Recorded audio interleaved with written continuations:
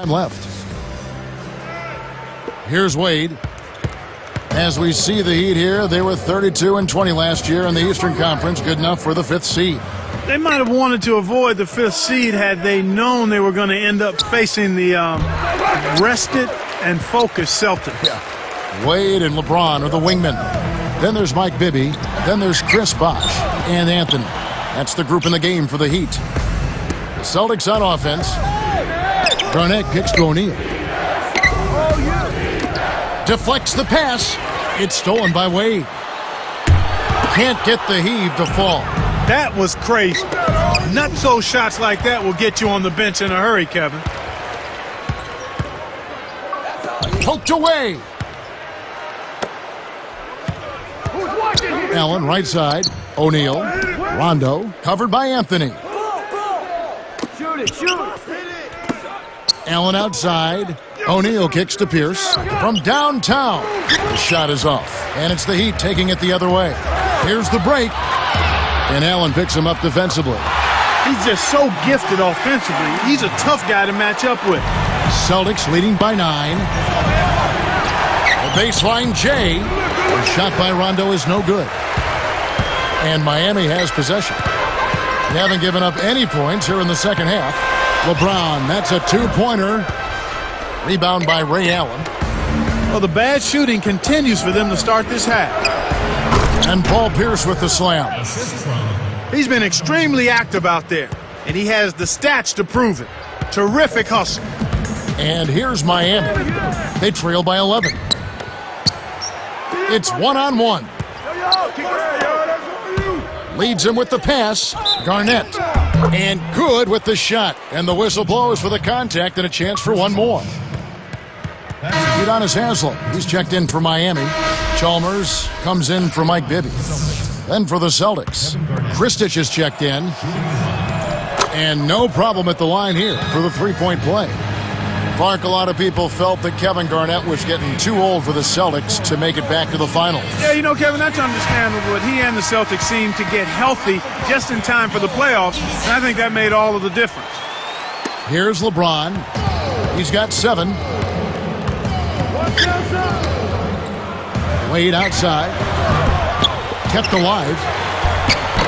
Again, the miss by the Heat.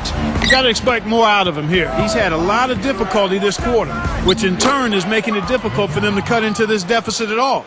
How much do you think Clark Garnett's persona as a player has influenced the Celtics team? Kevin, that's been a big factor. I mean, you think about the Celtics, how they dominated the Cavs and the Magic with defense, focus, toughness, and the will to win. A lot of that you have to attribute to Kevin Garnett. Celtics give up possession. Boston dictating the flow. 16-point lead. And stolen by LeBron. Can they get it?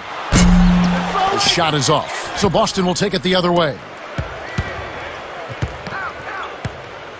Allen outside. And a 3. Allen's got 5 points so far. They're getting open looks now and knocking them down after struggling a bit in the first half. I mean, that just comes from understanding who you are and what you do. Stay with your game plan.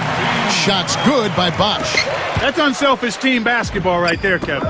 Fans of the Celtics, they've built such a rapport with their franchise. Each generation, it seems, to grow, and Boston now is a veteran team.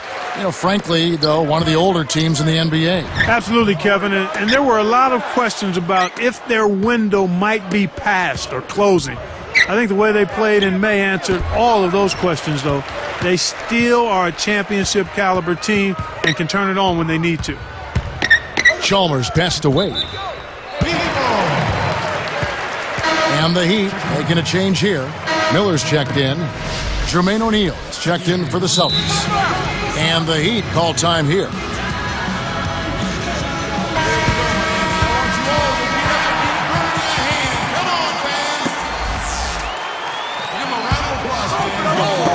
Got a piece of it. Pierce with the steal. Kevin, if they go on to lose this game, and they probably will, they'll look back at their turnovers as the biggest reason why. I agree. And like you said, turnovers here definitely contributing to the deficit. Well, it's tough to watch when a team isn't able to get into its offense because they can't handle the basketball. I mean, that's one of the basic fundamentals of the game, passing and catching and throwing it to your team and not the other team. They've got to tighten that area up. Rondo kicks to O'Neal. Picked off.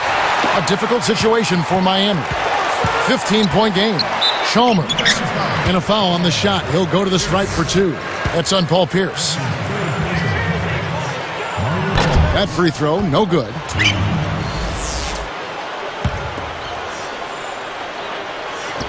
No good at the stripe this time. Second misses also. So far, no points in the quarter. He's been bageled. They don't have much of a chance here if he's not producing for them. Excellent anticipation there, Kev. He placed that pass perfectly. Poked away. And it's out of bounds. The Celtics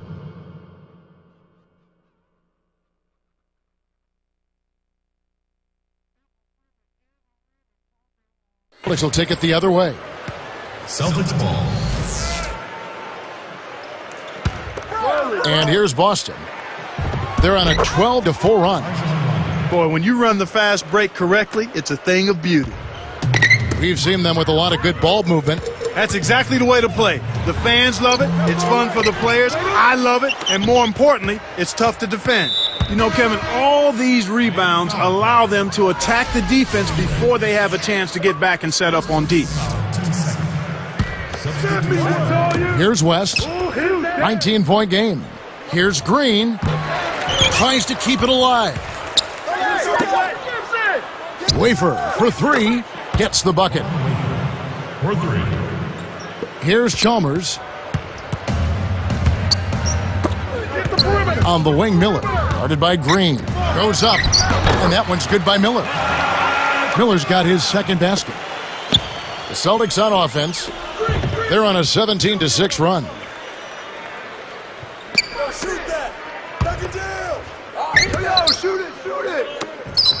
Wade, right side. Here's West. The 3 won't fall. Here comes Mario Chalmers. So a blowout here as the buzzer ends at the end of 3. Rajon Rondo has been